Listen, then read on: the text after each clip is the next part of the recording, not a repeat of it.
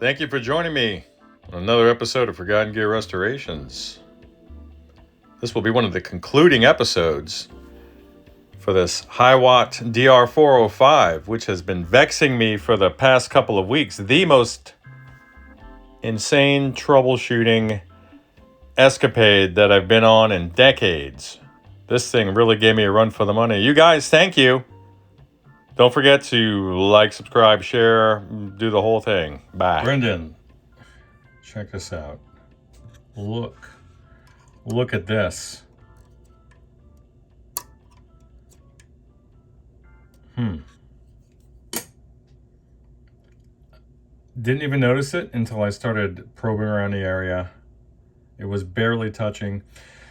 If this influences the cathode follower right there, then that can absolutely have an impact on your bias, because this is directly coupled to the grids. All right. Now, Brendan, yeah, you know, I'm going to take this off the current limiter. Let's see what she does if she runs away. Oh, God. Are you going to run away? No, she's not running away. But watch this. Now that I've reconnected, that's just a little jumper, that bare wire. I've reconnected this guy because there was an invisible break in the lead that was going under the board to that pin. Now watch this. We're dealing with an oscillation. Now, let me just center myself. Watch this. I'm going to start bringing these controls up, and they're all loose. I'm going to put them on 10 because we're only dealing with 2 power tubes. Now I'm starting to get this ultra high frequency coming from the speaker cab. I'll put everything on 50%. Okay. Now I'm working my way towards this last pot here. Watch this. Watch this. As soon as I rotate this pot, watch this. Then it runs away, doesn't it? There it goes. Well, it's not running away, but it jumps right up there.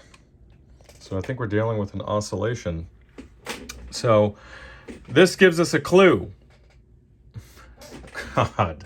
And for those of you who don't know the backstory on this, I've been fighting the good fight for quite a while. We had a condition where the negative bias supply would increase to 0, thermal runaway, the whole thing, bias drift upwards infinitely, until the fuse blew over and over again. Prior tech had diagnosed the power transformer, then the output transformer, but it's not the output transformer. I've already run some conclusive testing on that end. It's not that. And by the way, this is that Hiwatt DR405, one of the 400 series. So one of the newer ones, one of the newer revisions of it. I can't really call it a revision, but I guess it kind of is. It's pretty much a part for part reissue. But to no avail. I've rebuilt the bias supply just to test it with some fresh 5408s, though everything tested fine. The bias was collapsing under load. All the voltages were correct. I had there's a problem with these amps where some guys have to create a voltage doubler just to get the negative bias voltage in range, but this one has up to negative 99 volts DC on tap. That's plenty. Pardon me on that. The bias feed resistors were set at 220K. That's a no-no for KT88s, at least the modern ones for sure. So I brought them down to the max, which is 100K there. And you can see the little blue guys there, the metal films, doing their jobs. I thought, because all of this was good to go, I mean, we have a directly coupled cathode follower that's, directly coupled to the grids via some resistors there. I thought there was maybe instability there. That wasn't the case. But probing around the sockets again, just out of desperation, I saw that this guy, now this was a black lead going from underneath the board, this guy was just barely hanging on. Now, after reconnecting it, I'm getting stable bias until I turn up this pot, which is loose and perhaps losing ground. So I'm willing to bet that hopefully the chassis ground is maybe the reason for this instability, but I don't know. We're going to find out. And this is where we got to leave off for today. So I'm getting increased oscillation with. We've got the sextet of KT88s back in there. What else can I tell you? Bias is holding steady, 1 milliamp wiggle. They are not balanced yet.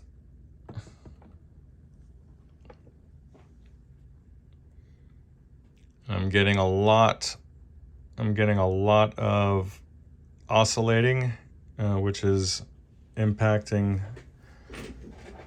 stability at the grid. So I'm wondering if maybe one of these caps really is bad. Is it a power supply cap? Is it a KT88 thing? The grid stoppers, do I need to increase them? Do I need more screen resistance?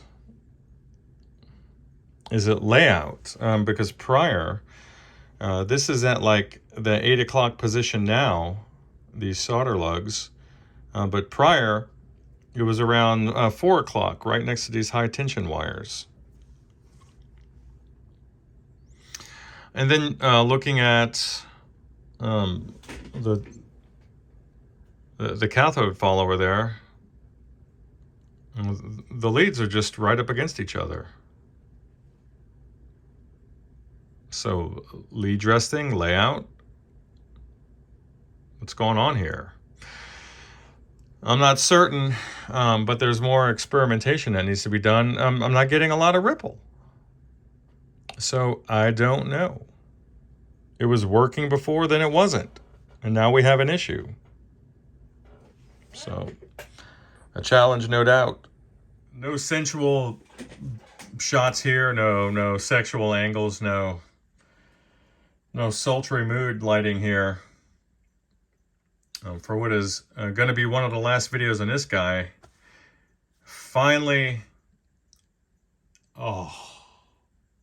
several issues, just a conflagration, a comedy of errors and issues combining to create a very unstable environment for some very expensive output tubes. So what did we have? We had an issue with the cathode connections on cathode follower.